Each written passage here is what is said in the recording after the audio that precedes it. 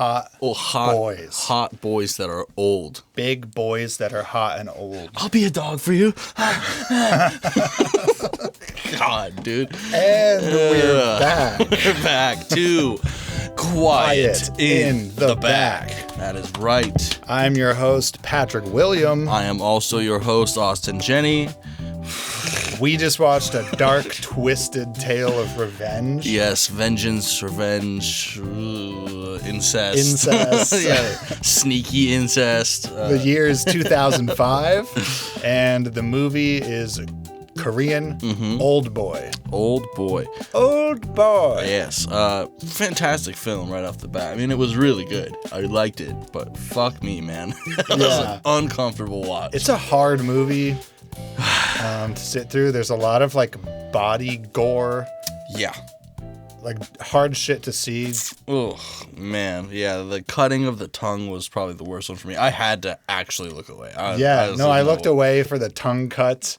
I looked away for the hammer prying of the teeth. Mm-hmm. Yeah. There's some things that I just don't like to see. I don't need to see. It's just not necessary. Right. You know, I mean, it is for the movie, I guess, but just for me, I don't need to see that. It's not necessary for the movie to actually show it. You know, Yeah, that's an artistic choice. The director just wants to be as aggressive as possible. Yeah, really as get provocative. under your skin. Yeah. It was very 2000s-y in a sort of like a Fight Club way. Totally. Fight Club, almost even like a little Matrix-y sometimes. Like the darkness, the edginess of the shots. Some of the editing had that like sort of Fight Club-y, almost CGI. Like the graphics aren't quite up to snuff for modern standards, but they're like getting there. Yeah. Didn't look terrible though, No. by any means. It was really quite tasteful most of the time. Like that one shot through the chopsticks was... That was a very cool shot. Yeah. The camera's like pulling away from a close-up, and then it moves through a pair of chopsticks. Holding a pot sticker, yeah. Obviously, the camera can't do that, so they were digitally imposed like on the frame, and then they used like tasteful blurring to like make it seem like it was coming in and out of focus. Yeah. That stuff is cool. That's just cool filmmaking. Yeah, absolutely. But like the little graphics of like the clock, then like page wiping away. Yeah. It's a little bit outdated in some respects, but I mean overall this movie is really well made. Yes, agreed. I mean, yeah, there were some really unique shots too. Like the first one that I really noticed that I wrote down was like just the very like vertical straight down bird's eye view of him in the grass. When he first gets out. I was like, oh, that was cool. I haven't seen that before. Because they make it look like he's in a large field of grass, and then when they finally give you the wide shot, it's just a small patch of grass on top of a skyscraper building, and there's a guy up there like ready to jump off of the building and kill himself.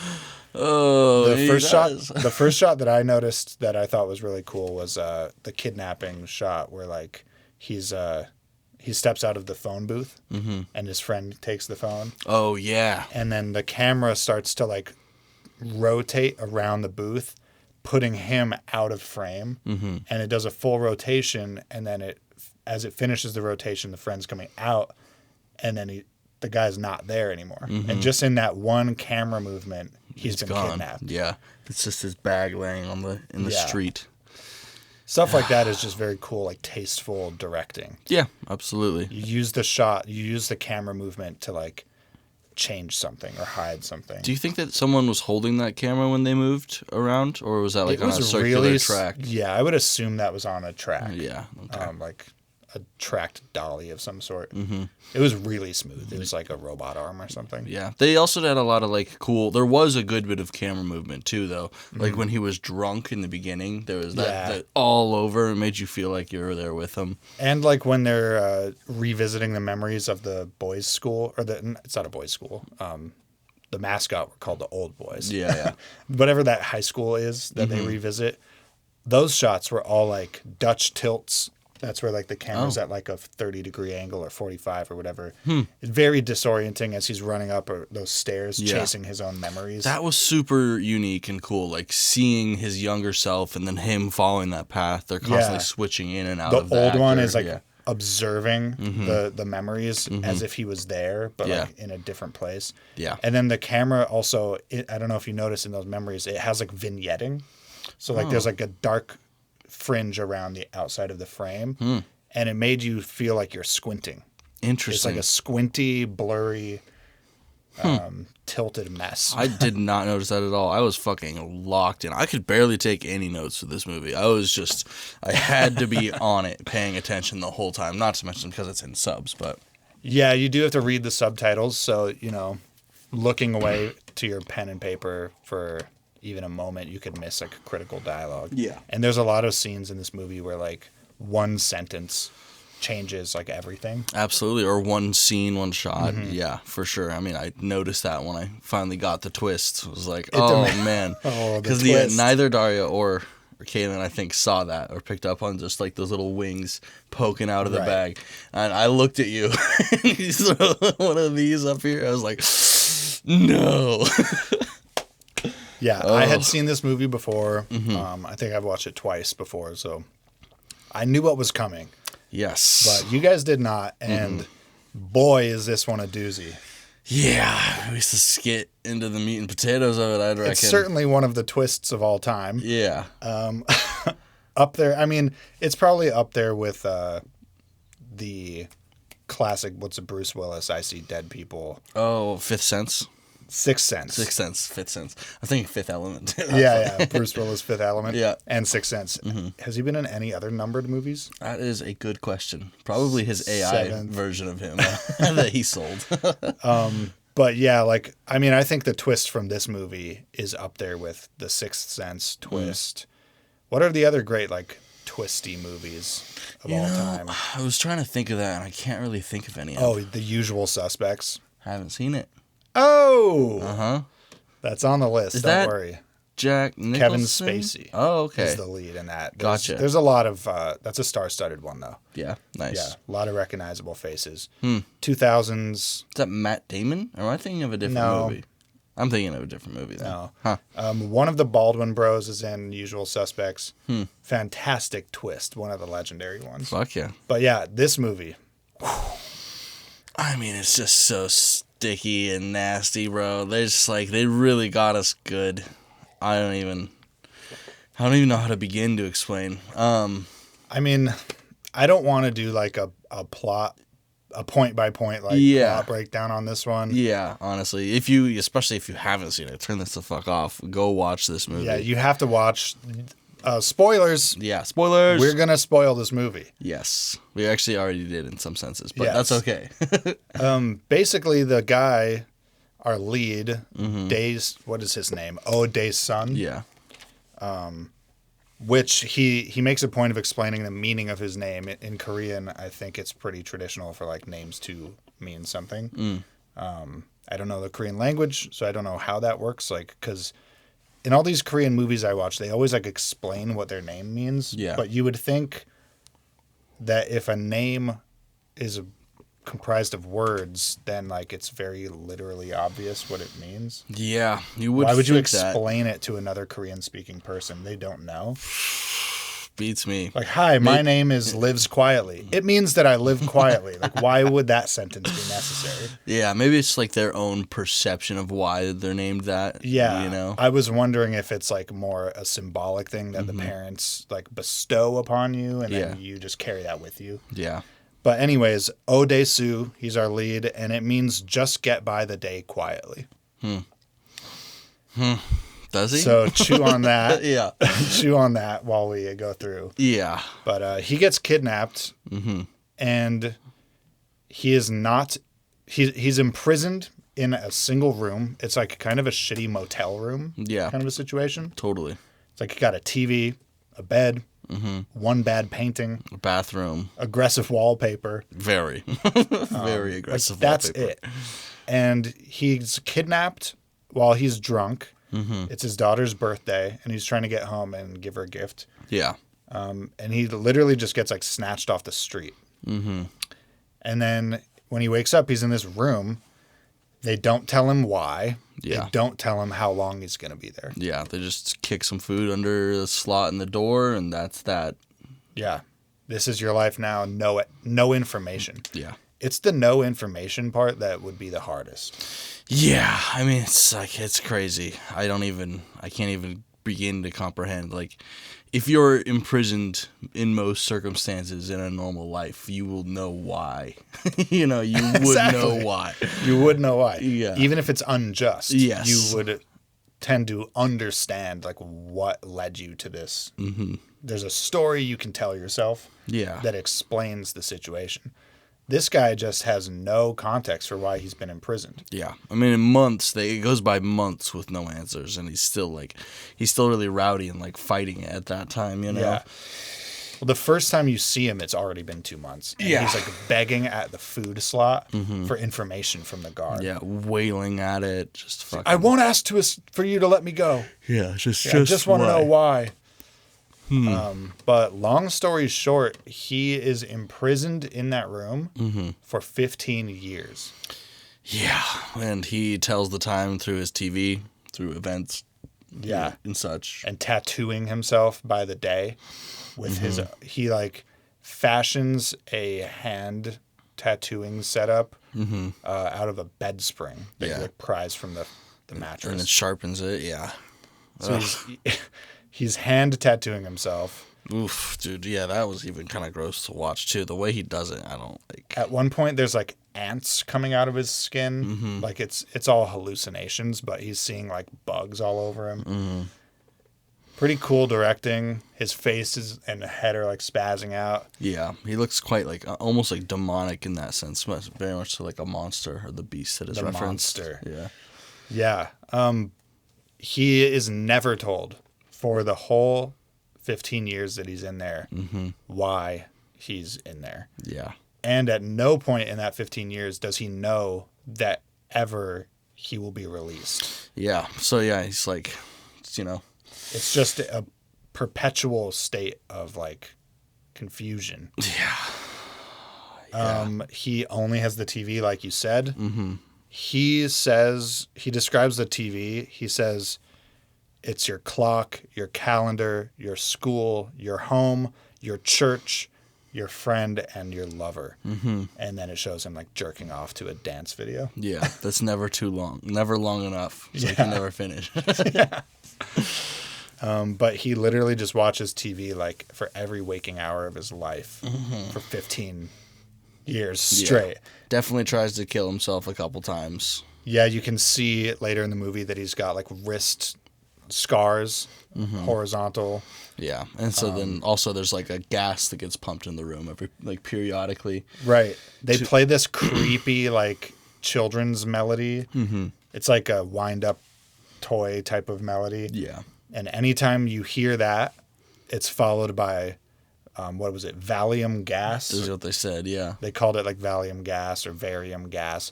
The same gas that the Russians used on the Chechens. Yeah. And that it puts him to sleep. And he says every time he wakes up, he's got a haircut. They clean the room and reset it to like the way it was when he first got in there. So he keeps damaging the room, and then like some time will pass and then it resets, which only adds to the like incoherence. Yeah. The loss of time. Dude, that's just so trippy and weird. And then, he also gets framed for his wife's murder. They take one of the cups that he's been drinking out of and leave it at the crime scene of his wife's death. Around the 3-year mark he sees on the news. So this is like real TV. It's not some sort of like fake looping program that the hostage takers have like allowed him to see. It's just like cable. Yeah. He just has actual current events and stuff, which is an interesting aspect to it. Absolutely. But he sees that his wife has been murdered around the 3rd year, and that he's the main suspect.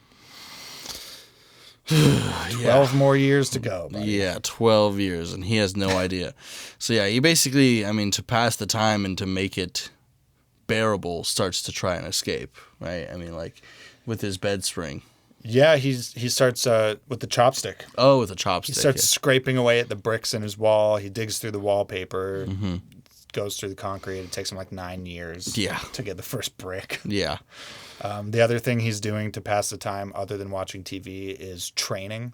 He does physical conditioning. So like just straight up just punching and kicking his wall. Yeah. And then doing like sit-ups and like boxing, like shadow boxing. Yeah, man, that would make your hands pretty tough after a long time. Yeah, there's a great couple of scenes after his release where he has these moments where like it's his first opportunity to try to apply a skill that and he says to himself he's about to get in a fight for the first time and he's like 10 years of imaginary training. Will it be worth anything? And then it shows him kick these guys' asses. He's like, it is. It's like, yeah, true, fair enough. But then he has this moment with a girl that he meets, and he tries to like kiss her and make love to her. He says something like, I haven't seen a woman in so long. Like, and he goes, 10 years of imaginary training. And then he tries to kiss her and she like hits him and rejects him. And he's like, is it worth anything? It isn't. I totally missed that part. That's so funny. Yeah. Yeah, that's a really interesting situation. I don't like how she really didn't struggle that much, especially because she had a giant sashimi blade in her hand. Yeah. She could have cut the fuck out of him pretty quickly. We can get into it if you want. The whole like sexual dynamic of like Korean culture, viewing that as an outsider, we'll say, obviously. Yeah, for sure. I am very uneducated when it comes to this. We are American men. Yeah. You know, we come from a Western European tradition. Totally. Of romance, and we have a very sort of set way of seeing things and expectations. Yeah, expect, like, you know, and just like, especially with like consent, you know. It seems, not only in this movie, to be fair to this movie, it seems in many of the Korean movies, and not only Korean, but like Asian movies in general, there is this like portrayal of the sexual dynamic where like women are supposed to like resist and not want it. Yeah. Men are supposed to be extremely aggressive. Yeah. And then like break through the spirit of the woman. Yeah. And then the woman is supposed to like give in. And then like now you're allowed to, there's this like sort of dance. And I see that and it comes across like very rapey. Very, yeah. It's what it feels and seems like, to say the least. But I do think, and again, this is speaking from a place of ignorance, and you can check us, check us. But it seems like that sort of like dance that they do is like built into the cultural expectations of flirting, of doing romance. The woman is supposed to resist because it's polite, or like to not be interested or whatever. Like it would come across as slutty, perhaps. You're supposed to resist, and then the man is supposed to like aggress. And that's like the standard way of sexual engagement. Yeah. You know? Yeah. I mean, it's reminiscent of how I would say it was here in America too, but more so like the 50s, you know? Yeah, the 40s. Like we were talking earlier about how it reminded me of that movie, or that song that got canceled. Maybe it's cold outside. Cold outside. Yeah. It was like, I think I should go. It's like, you should not leave my house. Like, yes. And, you know, people said that that's like a date rapey song and that it got kind of canceled in a big way. But the truth is that that's just not what they're going on about. No, the expectation was for the woman to be like, no, I could never. You know? You're supposed to be demure and Protestant and chaste. Yeah. And so by denying the man a few times, first, you preserve your reputation, but by pushing you, he gives you a good excuse. Yeah. And then like they're both using the alcohol as an excuse. And that was a common joke back in the day, like, oh, what's in this drink? Like people these days like claim that that's like a roofie reference or something, and that's just like they're just missing the context from the 40s and 50s. Yeah, and just probably aren't even educated on that. Yeah. You know. So there is like, I think, a lot of history to like acting that way sexually and like the whole like It just seems You like push, I resist, Yeah. I give in. it seems like just in more conservative cultures overall. Yeah. That is like It is a more- very conservative way of being. absolutely, and Korea is a rather conservative place when it comes to that sort of thing. But yeah, there's a lot of that in this movie. A weird sexual dynamics. Yes. Especially when you learn things later. But yeah, I mean, we alluded to it. They Yeah. do let him out.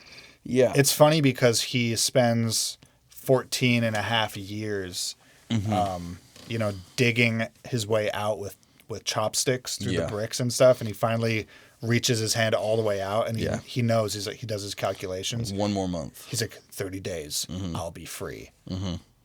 And then that day, they gas him and release him. Yeah. Yep. And hypnotize him. He's been being hypnotized the entire 15 years. Oh, okay. Gotcha. Every time they gas him, they're also doing they're a bringing that lady in. hypnotherapy. Gotcha. Okay. Yeah. So he's been being like hypnotically suggested to like primed to do certain things on the outside. Yeah. And then they release him. That they do in a very strange and eclectic way. The first thing he does is he goes and gets sushi. Yeah. He says, I want to eat something that's alive. Yeah. And he meets a girl there. This is the girl we're talking about. Her name's Mito. He chokes eating a live squid or octopus. Yeah. Ugh. Dude. And then Ew. she like rescues him because it's still alive. And you were telling me that like tens of people, usually tourists, you said, Yeah. like die annually. Yep, I learned that from a guy named Sam Onella on YouTube. Yeah, going over like the worst foods category.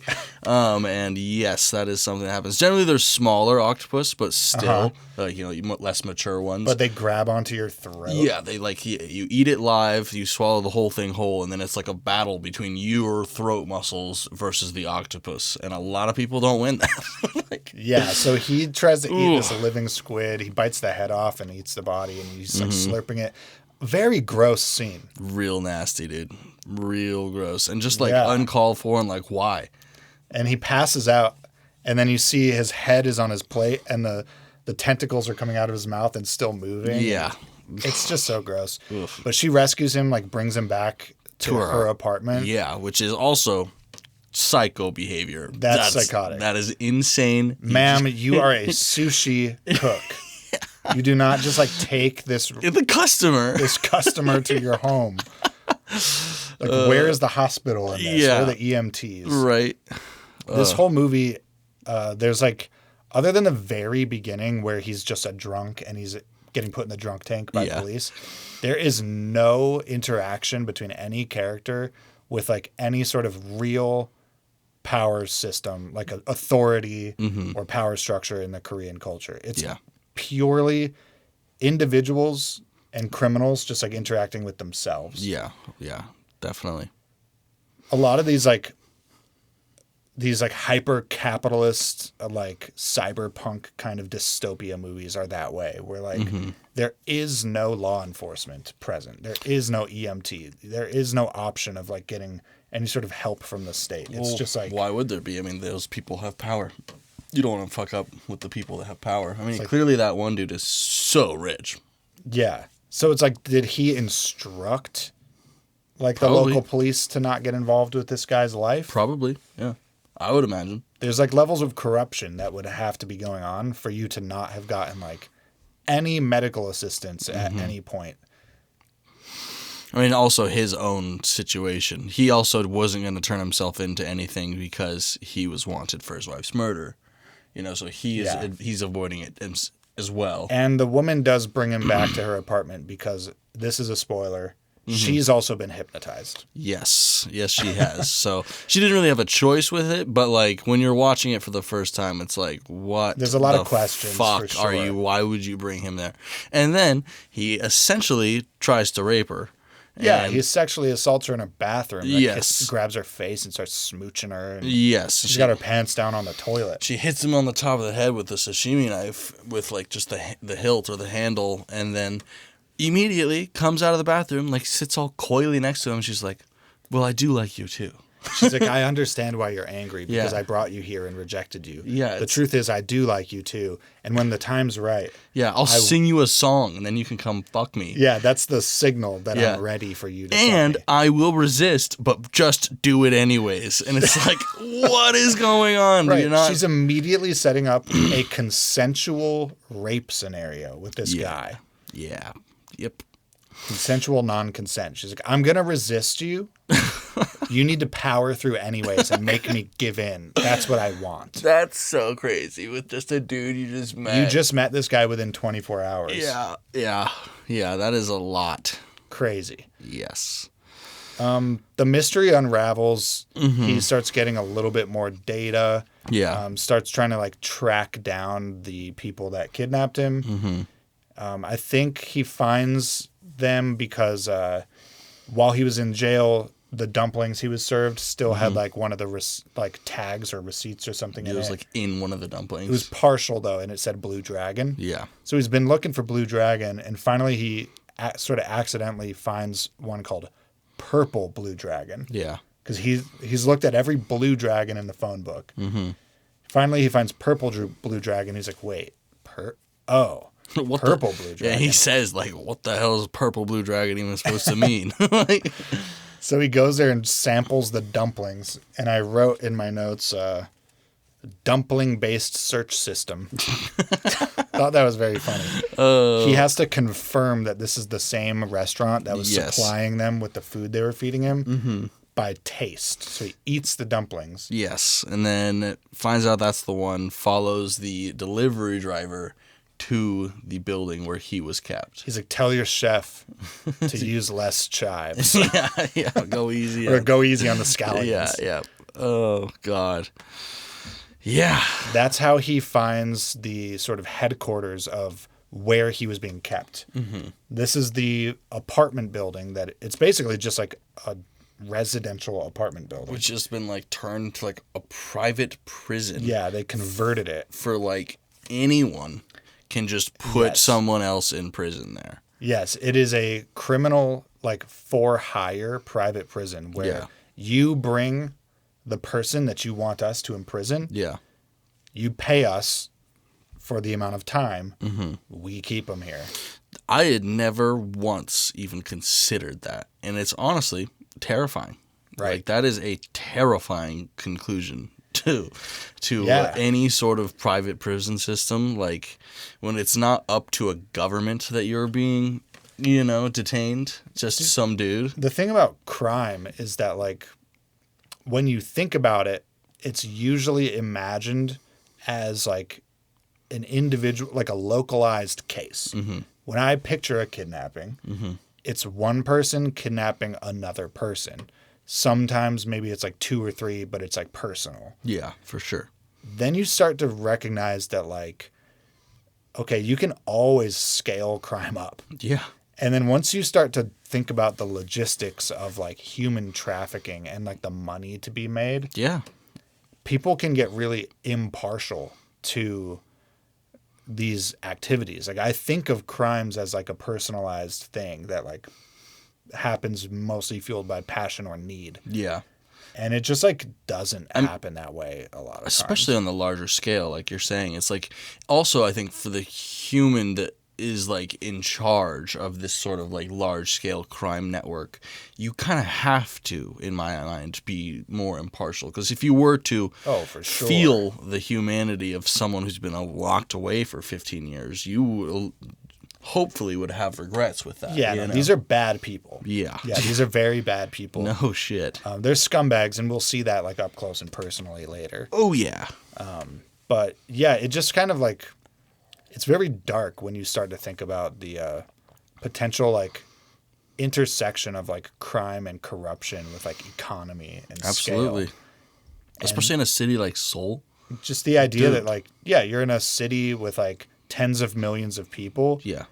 All you need is 0.001% of those people to be depraved enough to want to like imprison their enemies And that's to turn it into to monetize it. yeah, and And what make a private prison in an old apartment building. what's the percentage of humans that are psychopaths too? Isn't that like Like 1/10%, something Yeah. like that, like 0.01. that's enough. A lot. That's Yeah, a that's lot, dude. That's like 100,000 fucking psychopaths. That in means one there's city. like 300,000 in America. That's terrifying to think about. Right? Is my math right? Yeah. We've got 300 million people here. I think Divide by so. 1,000. Yeah, I think so. Math ain't my Yeah. thing, dude. I think that's right, but Even if it's just 30,000, which it might be, I feel like it's 300,000. But it better be. It might not. psychopaths in Yeah. America, right? Most of them are congressmen. I was literally about to say that. I was And gonna say CEOs. they're all sitting on our fucking administration boards. They're and all shit. CEOs and Fortune 500 company people. Ugh, That's why we have no health care, because psychopaths are running the world. sick, dude. I love that for us. Yeah. Oh, but yeah, man.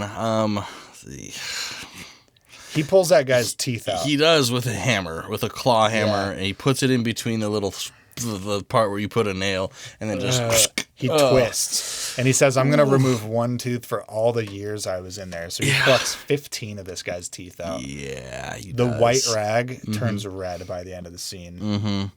Yeah, like the wet. way that it hit the Yeah. chair, I was like, oh, dude, that's a lot of That's blood. all mouth blood. That's gum blood. Ooh, no, thank you.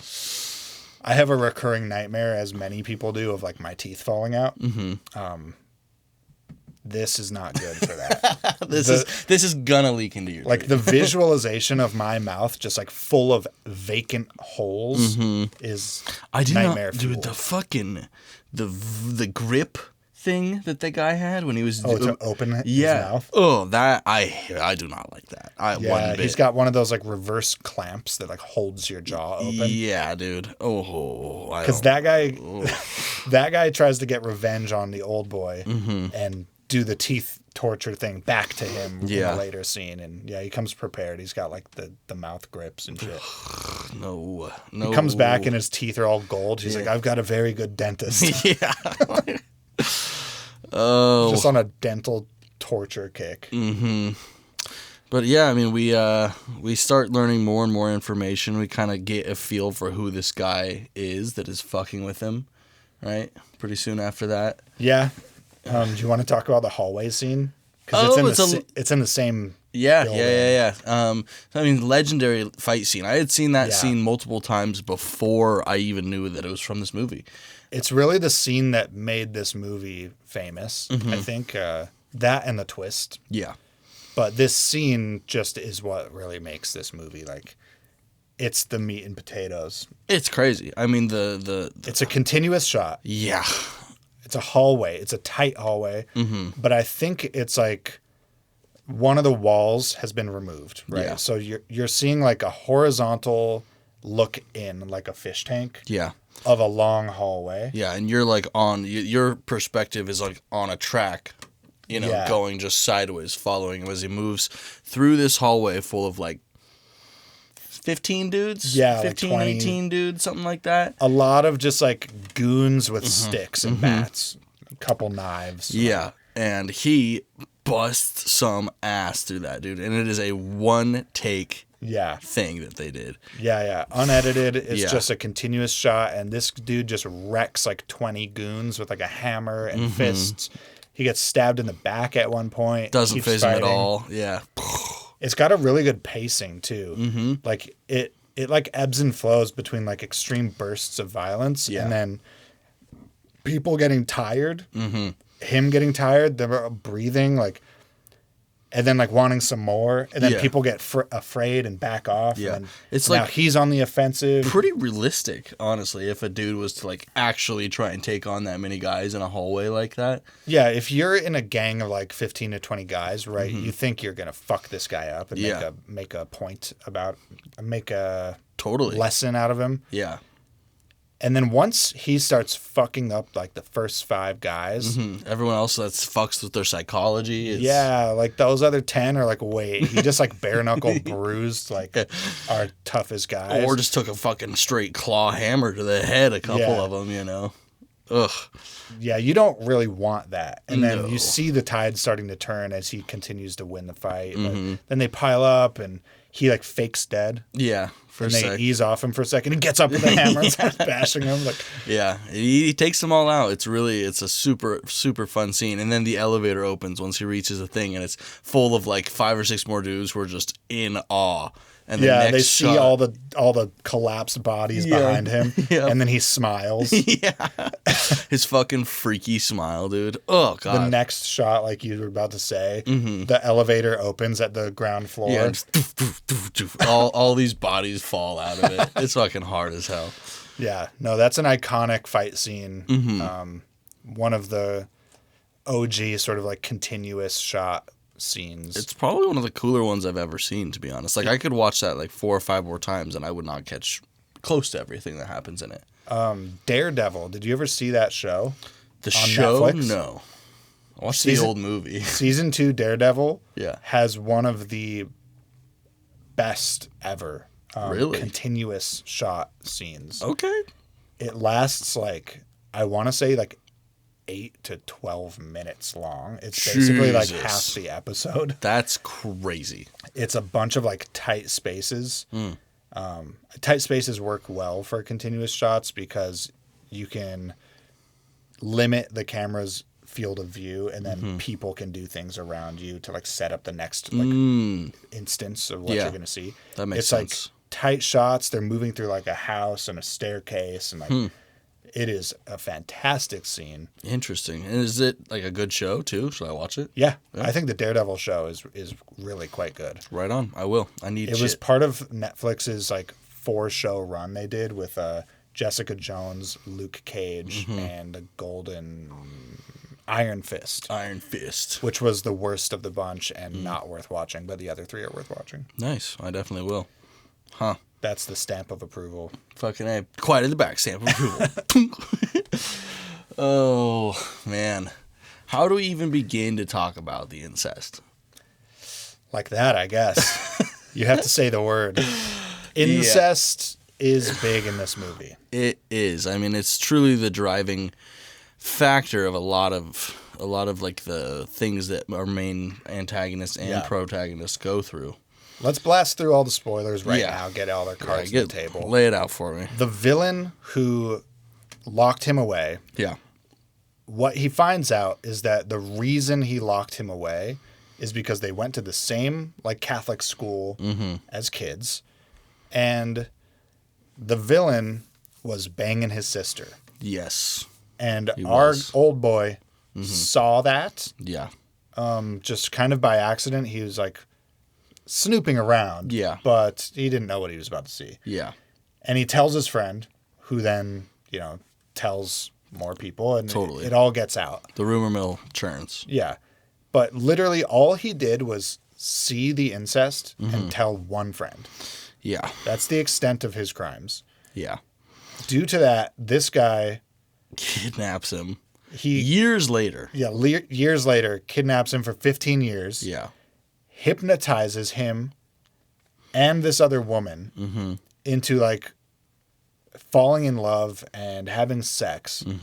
And then he reveals to him that that's your daughter. Yeah, that's your 3-year-old daughter that you haven't seen. Yeah, you haven't seen in the last 15 years. So you just banged your daughter, bro. Yeah, as like a way, as a way to be like, huh, I did it, now you did too. Yeah, Essentially. I banged my sister and you told everyone, so now I made you bang your daughter. Yeah. Can you live with that? Yeah, that is essentially the twist and everything that is reviewed. Yeah, the only piece of information in addition to that is that the incest boy also killed his sister. It was a murder. Yes, well, he at Well, least kind let of her suicide. go. Yeah, actually it was suicide, huh? Yeah. It's kind of contentious because he claims it was a suicide. Our guy claims it was a murder. Yeah, and we see You see a flashback from the guy of her like convincing him to let her go. You don't know if that's real or if that's a story he's telling himself. Yeah, exactly. He definitely doesn't seem reliable. But yeah. Yeah, he forces our main character through all of this and then kills himself. Yeah, and says, "Can you live with this?" And it's like, I honestly don't even know like how to approach that. Why? Yeah, the main thing is why. Like step one, why you banging your sister, dude? Why are you banging your Not sister? cool. Not cool at all. In any circumstance. Right. Incest is not cool. Nope. You heard it here first. Yeah. No stamp of approval. No. That said, I know it's like a phenomenon, like the way there's many sexual deviations. Like there's always going to be incestuous people. Yeah. There's always going to be pedophiles. There's going to be people who have sex with animals. Like there is that percentage of humans. So fine. That can be a reality. It exists. That's yes. a fact. Yeah. But like, why did you have to make it that guy's problem? Yes. Just because you're banging your sister. Yes. And so it's alluded to that his sister, either the rumors got so bad that she was pregnant from it too. Right. Either that was a real thing that happened is unclear. But the antagonist blames son, or what's his name? Odesu. Yeah. Blames him and even says, it wasn't my cock that got her pregnant, it was your tongue. Yeah, he implies that it was like, what's the word for like when you take like a fake pill? Placebo? Yeah, he implies that she got pregnant via placebo effect. Like, because the rumors were so strong, he says even her belly started to swell, and she lost her period. Yeah. And to me, I'm like, bro, she was actually pregnant. She was just definitely pregnant, bro. You got her pregnant. Yeah. Like, and and you you're won't delusional. admit it. Yeah, exactly. You're a psycho, and you're denying responsibility. That's kind of my read on that guy. Yeah. But he's like, it was your tongue that got her pregnant. And it's just like, that's so insane. It's like, for one, they're children, you know? Yeah. It's like, of course he saw you having sex. If he saw you having sex with anyone, he was going to tell somebody. Exactly. You know? And it was your sister. Dude, you guys are like 16 years old. And you're at school. Yeah. Like, in a not very private and secure place. It's like, oh, God. Yeah, so this is a situation where I think it's pretty clear that the punishment does not match the crime. Yeah. This is the most wildly disproportionate response that I've seen from almost maybe any character in any film. I mean, yeah, this guy dedicates his life, his entire rest of his life, and then kills himself when he's done. He's like, what else do I have to live for? He's like, how am I supposed to have fun now? Yeah. If I'm not torturing you? Yeah. Insanely unhinged. Yeah. I mean, it's a great twist. Right. You know? It's just like, why? What is the message? What is the purpose of telling this story? Exactly. That is my question as well. We share the same confusion. All right, good. I'm glad we're on the same page. Usually when I watch a movie that features themes of ethics and revenge, it's like it has some sort of like complex dynamic that you can tease out, like the motivations of the characters, and you can start to try to use philosophy concepts to like think about what the writer is trying to say. What does this mean? What is this an allegory about? Absolutely. About revenge. Yeah. When I watch this movie, I really don't know like what part of this is supposed to be like.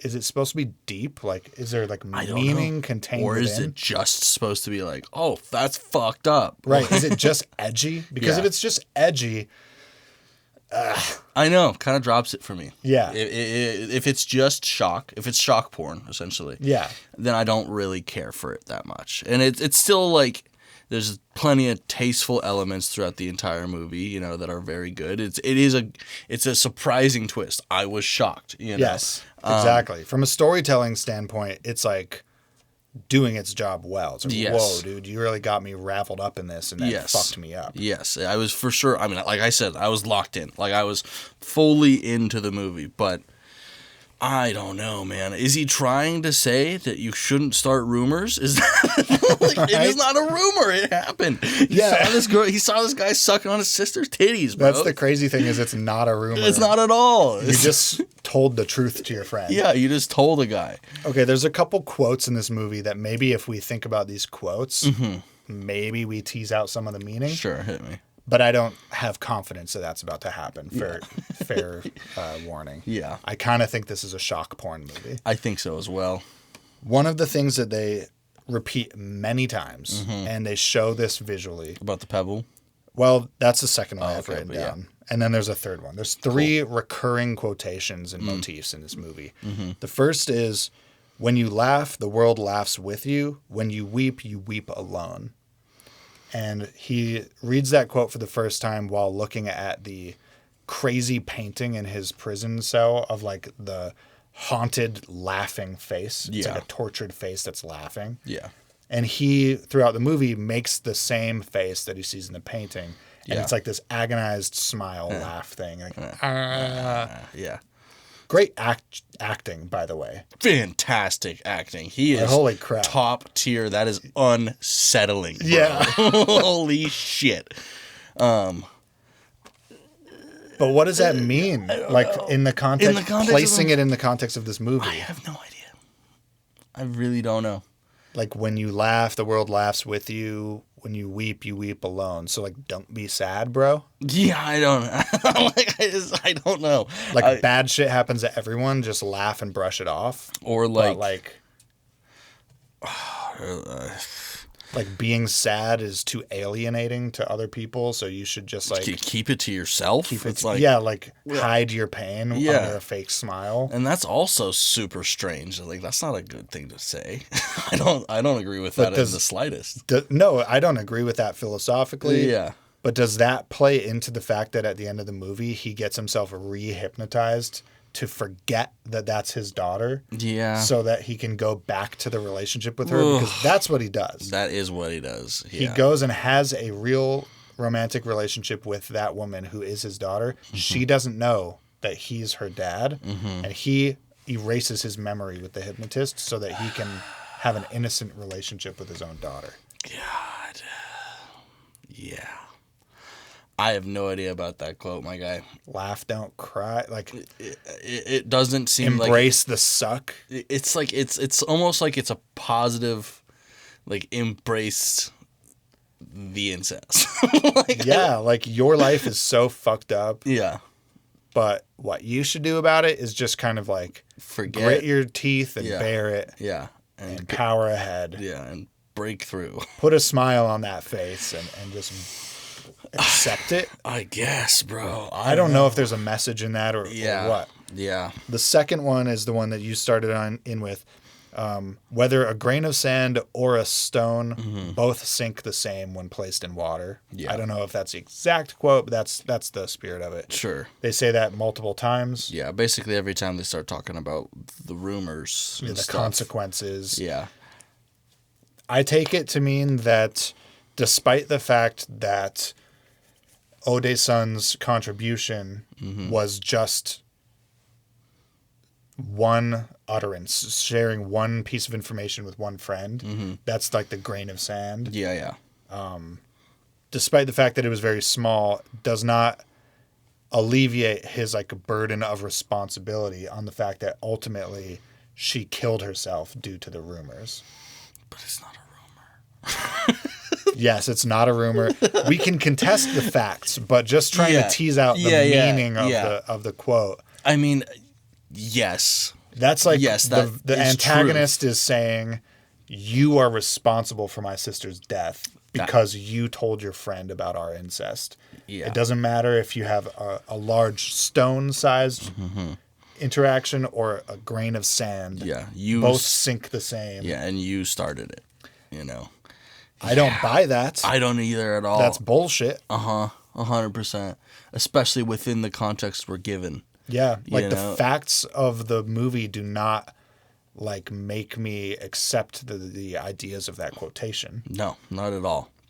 It's just also, I mean, like, if you're doing that, then you can also compare like a petty crime to a large crime. You know, it's like you can, if you're starting to use that as a metaphor for, you know, many consequences. Things. Yes. I mean, now you just take into effect like or that take into account the butterfly effect. Yeah. And it's like, oh, I walked to work instead of riding my bike, and some drunk driver had to skid because he saw me in the intersection and killed a family of 4. Yeah. That's my problem. Yeah, no, it's like No, it's not your problem. No, it's not. It's the guy who was drunk. Yeah, exactly. It's the guy who was fucking his sister. Like, morality does not work that way. No, exactly. It's not like you just trace back the physical like causes and effects and then like everyone gets a slice of the blame. No, yeah. No, like and choices matter. Maybe we see him repeating that, or our antagonist, to show that he is delusional.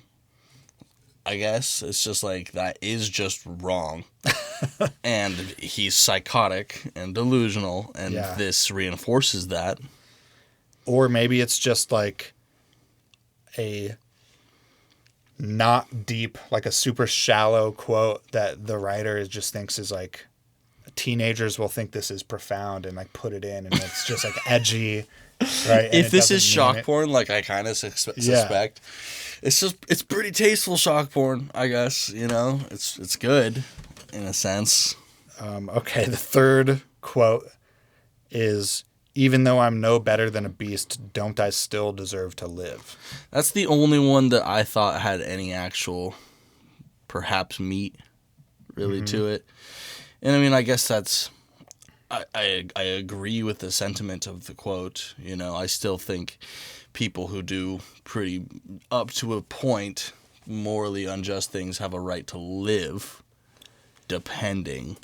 Right. So let's talk about the places we see that quote. The first place it's uttered is right when he's released.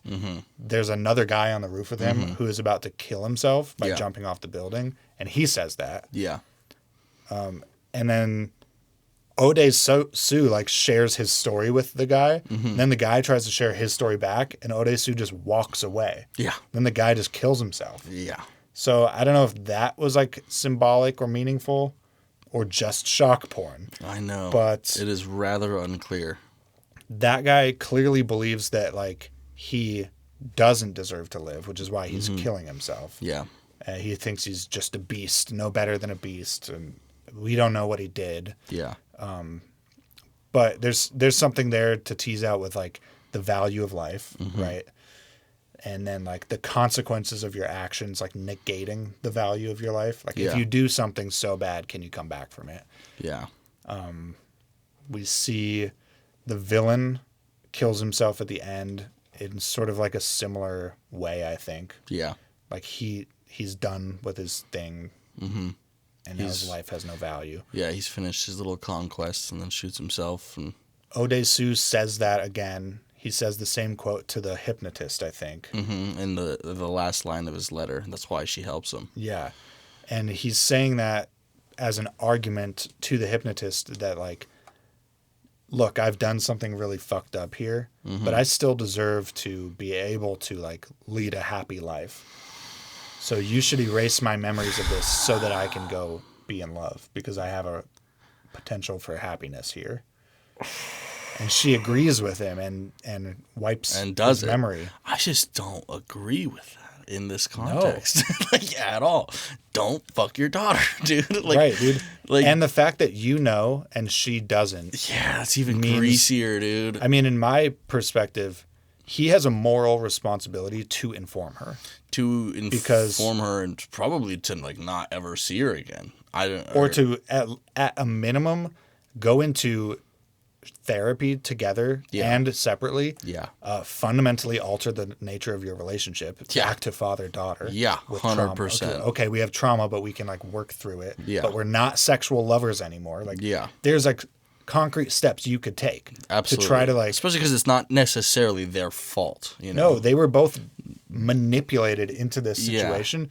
You can come back from that. Yeah. I believe that. Yeah. Like, but you have to admit what happened. Yeah, and to erase it, that is far more immoral. Yeah. Far more. Because you're depriving her of the ability to make an informed choice. Yes. You're also depriving her of a father. Yeah. Yes. You know? Yes. You're supposed to be her dad, not her lover. Yeah.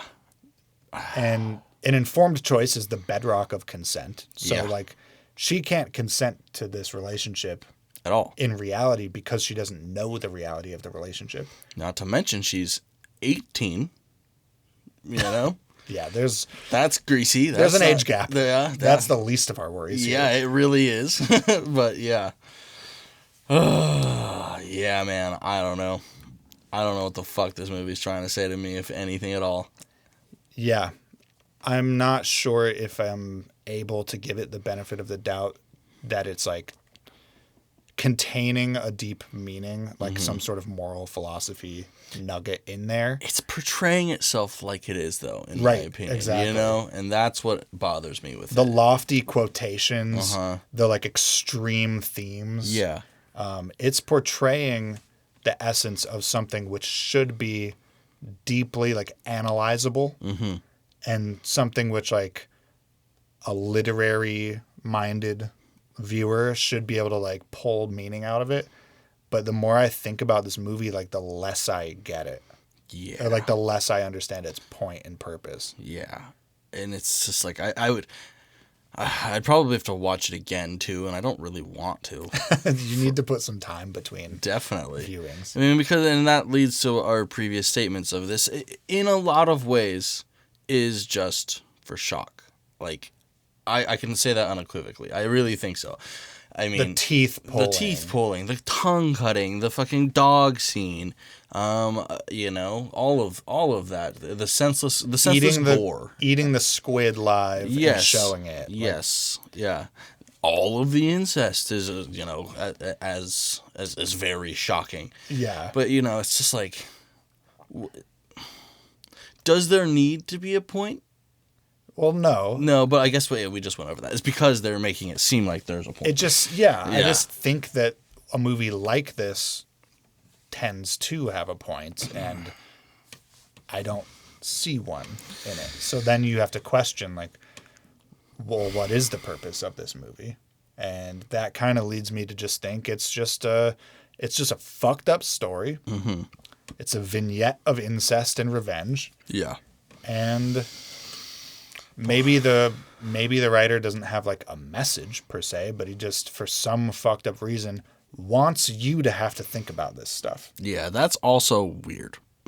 Right. That's also strange. Yeah, it reminds me of like Quentin Tarantino and the foot thing. It's like, yeah, I get that you have a foot fetish, bro, but you don't need to put your foot fetish that in your movies, thus forcing me to now be an unwitting participant in your foot fetish. Like, there's no need for that. Yeah, it doesn't make the movie better. It arguably makes it worse. Yes. You know, it's... Because I know that's what's happening. Yes, it's a known thing that you like them. And it's like the Leon the Professional problem with totally. Like, Natalie Portman's age. Mm-hmm. Like, in the context of the movie story, it's not an issue for me.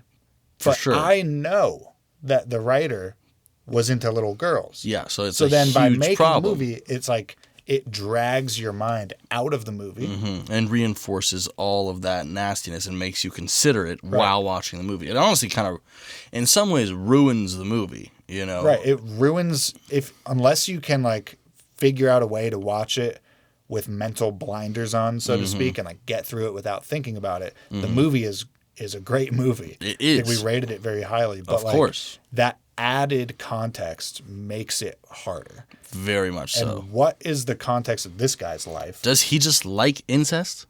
Like, if that's the case, if there's more, what are the other two movies in this trilogy? No shit. I mean, maybe we need to watch those. Maybe they'll explain the sand. What were they called? Like Lady Vengeance. Yeah, it looked like his daughter.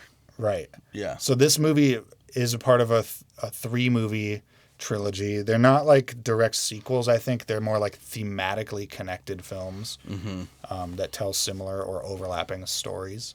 One was called like something of vengeance, and the third one was called Lady Vengeance. Yeah. Which is probably his daughter. Yeah. And it looks like her, at least in the trailer thing that I saw. And I wonder if the first one takes place like at the school, or like if it's like the younger people. I don't know, man. But clearly, like, this is something that the writer has been grappling with. Yeah. Just not sure that he's explained himself well enough. Yeah. Because of that, This is a 7 for me. A 7? Well, let me divide it. I think this movie honestly is worth dividing my scores almost. Okay. Technical aspects of the movie versus the writing and story. Technical, it's like a high 8 for me. High 8, low 9. Amazing acting, great sound, great lights, great fucking camera work across the board. Very great technically. I don't know what the fuck the story's doing. I can't tell if it's just shock porn. I don't know. It's like like high 6, low 7 on the story front. I agree. I think my average of those two categories, I'm gonna probably give Old Boy a 7.5. Yeah, I'd say that's reasonable for sure. I think it's like it's an enjoyable watch for me, despite the gore, because I can just avert my eyes at the gore. And I like the filmmaking, and I like the story and the acting. Whether it's shock porn or not, it's still just kind of like a cool story. It's got some great scenes in it. Entertaining. Like, I just like it as a movie. Yeah. But like you said, its weakness, I think, really lies in the story choices, in the ideas. And I just don't get this movie conceptually. And I just don't know if it's really like a mission accomplished. I know. kind of a movie. Right. Yeah. But it's cool, man. It is. It's worth a watch. Absolutely. It's definitely one you got to have in your repertoire. If you like... especially if you like action, you know. If you like edgy, dark, mysterious, like twisty movies, this one's got to be in there. Tales of Revenge, all of that. Yeah. Yeah, man. I think that about wraps it up for me. I don't know what I have to add. Well, let us know what this movie means in the comments. Yeah, if please. you've made it to the end, thank you very much. Hell yeah. Like, subscribe, give us a follow. Please, comment, do whatever. This has been Quiet in the Back. Shh.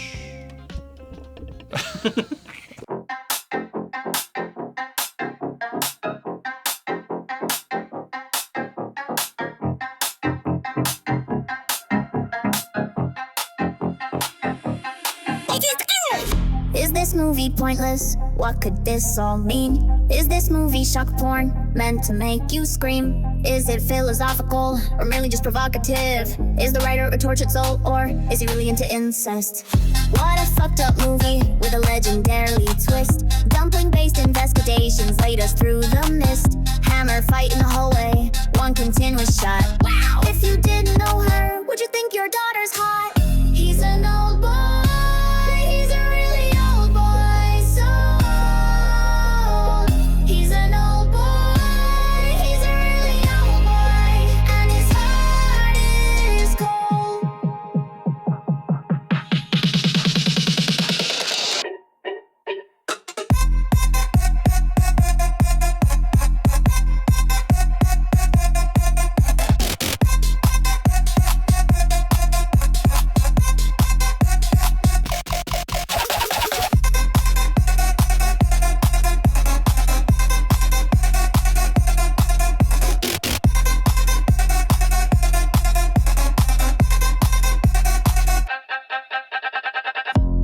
Prison system, they will hold your enemy there. Gas him every now and then, and restyle his hair. He can watch the TV, everything is live. He watched 9/11 unfold, and then they killed his wife. He's a no boy.